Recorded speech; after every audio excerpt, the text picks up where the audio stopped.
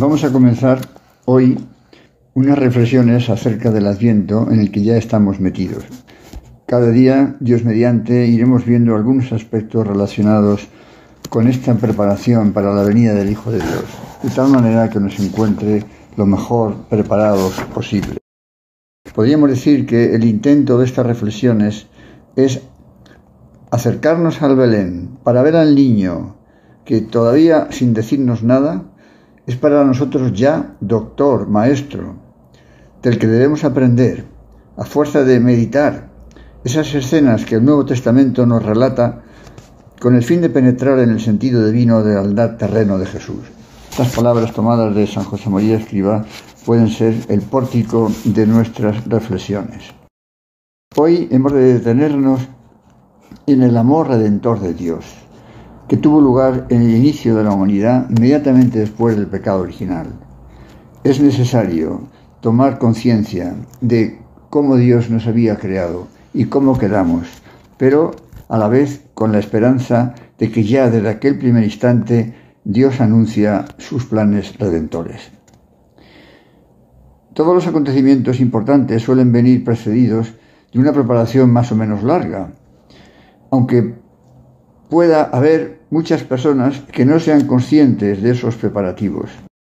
Así, la historia de nuestra salvación tiene lugar en un momento histórico concreto, en la plenitud de los tiempos, pero su preparación se remonta, como sabemos, a los orígenes de la humanidad. Inmediatamente después de la caída de nuestros primeros padres, tiene lugar la expulsión del paraíso, con todas las consecuencias que padeceremos hasta el final de los tiempos. El desorden introducido en el corazón del hombre, en Adán y Eva, y de todos nosotros, sus descendientes, como herederos de ese pecado original que no hemos cometido, pero que hemos recibido en herencia, como participación en la misma naturaleza humana de la que ellos eran cabeza, nos va a dificultar esas limitaciones, esos desórdenes, nos va a dificultar encontrar y seguir la verdad, hacer el bien, dominar nuestras pasiones. Además, vamos a experimentar el cansancio, las dificultades en el trabajo, la tendencia del hombre a dominar a la mujer, el dolor unido al nacimiento de nuevas vidas, la enfermedad y la muerte. No se puede negar que el cuadro resulta sombrío.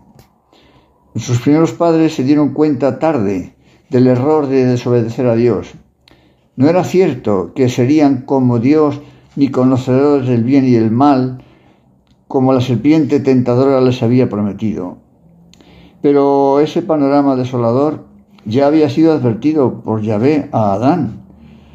Si desobedecía, ciertamente morirás, le dijo, con todas las limitaciones y sufrimientos que lleva consigo la muerte. Los primeros padres no podían, por tanto, excusarse en su decisión. Comieron libre y conscientemente del árbol de la ciencia y del bien y del mal, es decir, no hicieron caso al precepto puesto por Dios para ganarse el cielo, reconociendo a Dios como creador, que es lo propio de la criatura. Ellos habían sido puestos al frente de todas las cosas creadas, y los peces, los animales, les servirían como alimento. Y en fin, Dios les dejó todo lo creado, el jardín del Edén, para que lo cultivaran y lo guardaran. Y además, nuestros primeros padres fueron adornados de otros grandes dones, expresión del sometimiento de su naturaleza a la gracia, como eran el don de la inmortalidad, podían no morir, el de la integridad o dominio de sus pasiones, el de la ciencia, por el que pusieron nombre a todos los animales, y por encima de esos dones tenían otro más importante, su amistad con Dios, la vida de la gracia, que pierden tras el pecado original. Antes hablaban con Dios, ahora le temen y se esconden. Nuestros primeros padres recibieron, por tanto, un gran poder, unas cualidades superiores a las propias de su naturaleza humana, pero no eran Dios, sino criaturas suyas. Y como otro gran don, estaban destinadas al cielo, siendo fieles en la tierra. Para eso tenían que elegir libremente a Dios y obedecerle, cumplir su precepto, lo que equivalía a reconocerle como Dios, a estar sometidos a Él, y no lo hicieron. Y perdieron todos los dones recibidos, y se hicieron merecedores del castigo del infierno como los ángeles rebeldes, por ser un pecado grave. Pero Yahvé se apiadó de ellos, y por tanto de todos nosotros, y aunque les expulsó del paraíso y les dejó sometidos al sufrimiento y a la muerte, les perdonó. Santo Tomás nos dice, o mejor, antes incluso de hablar de Santo Tomás, hemos de darnos cuenta que ya había dejado anunciado Dios, tras maldecir y condenar a la serpiente, es decir, al diablo, por haber seducido a la mujer, ya entonces Dios prometió poner perpetua enemistad entre la serpiente y la mujer, entre tu linaje y el suyo. Él, el linaje de la mujer, te herirá la cabeza y tú le herirás en el talón. Aquí está ya el primer y fundamental anuncio de la redención de la humanidad. Santo Tomás, iba a decir antes, dijo que convenía en que pasara tiempo desde aquel primer pecado, para que los hombres sintieran claramente su indigencia y la necesidad del perdón de Dios para salvarse, implorando su venida, haciendo penitencia, aunque a la vez no convenía que esa venida se dilatara hasta el final de los tiempos, porque entonces la corrupción del hombre sobre la tierra habría llegado a tal grado que habría desaparecido del mundo la reverencia debida al Creador. La promesa redentora de Yahvé y su protección irá reiterándose y explicitándose progresivamente a lo largo de los siglos.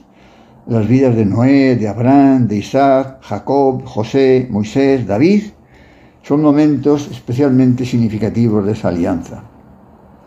La alianza con Abraham, también por iniciativa divina, marca el comienzo del pueblo elegido. Abraham, como sabemos, sería el padre de un pueblo numeroso, en el que todos los pueblos de la tierra serían bendecidos. Es sacado del lugar en el que vivía, Ur de Caldea, para ir a la tierra prometida.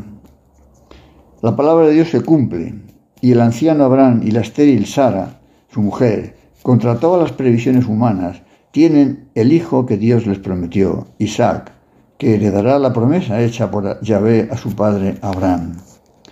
Esa alianza va a ser renovada con Isaac, siempre por iniciativa divina, que cambia incluso el curso ordinario de las costumbres judías, permitiendo que la primogenitura pase a Jacob en vez de a Esaú, el hermano mayor. Con José, el hijo de Jacob vendido por sus hermanos, figura de Jesucristo, Dios vuelve a manifestar su protección por su pueblo, a pesar de sus infidelidades. Unos 4 siglos más tarde, con Moisés, la alianza alcanzará su expresión más completa, con los abundantes y conocidos prodigios de la liberación de Egipto, el paso del Mar Rojo, claro símbolo de la redención futura, el maná, símbolo de la Eucaristía, la serpiente de bronce alzada en alto que liberaba a los heridos, símbolo de la liberación del pecado conseguida por Cristo en la cruz. En el monte Sinaí, Dios renovará la alianza con su pueblo, entregando a Moisés sus mandamientos en 2 tablas de piedra para que Israel reconozca y sirva a Dios como el único Dios vivo y verdadero. Podríamos seguir recordando otros momentos de la historia del pueblo escogido, pero basta ya con lo que hemos visto para destacar la idea principal de esta primera reflexión: el amor redentor de Dios, que desde la caída, por desobediencia y desconfianza de nuestros primeros padres, decide redimirnos. Terminamos. Señor, que no me sienta ajeno a estos acontecimientos. Adán y Eva, cabeza de la humanidad, me representaban. Aunque yo no cometí ese pecado original, lo recibo en herencia, como habría recibido todos los dones con los que tú los adornaste, si hubieran sido fieles a tu mandato. De algún modo Me veo también reflejado en tantas infidelidades de tu pueblo que no te cansas de perdonar. Y siento particularmente los pecados que personalmente he cometido a lo largo de toda mi vida y que tenías presente en tu omnipotencia infinita desde antes de mi existencia. Y sin embargo, decides perdonarme. Ayúdame a profundizar en tu amor por mí, que me duela mi infidelidad y mi ingratitud, que me disponga a conmemorar con especial atención tu venida al mundo para salvarme a mí, que no me esconda en la muchedumbre, que sienta que todo lo que va a suceder es por mí, como por cada uno de los hombres a los que tú amas y conoces como si fuéramos el único ser de la tierra. Me fijaré en tu madre y en San José para aprender de ellos. Que así sea.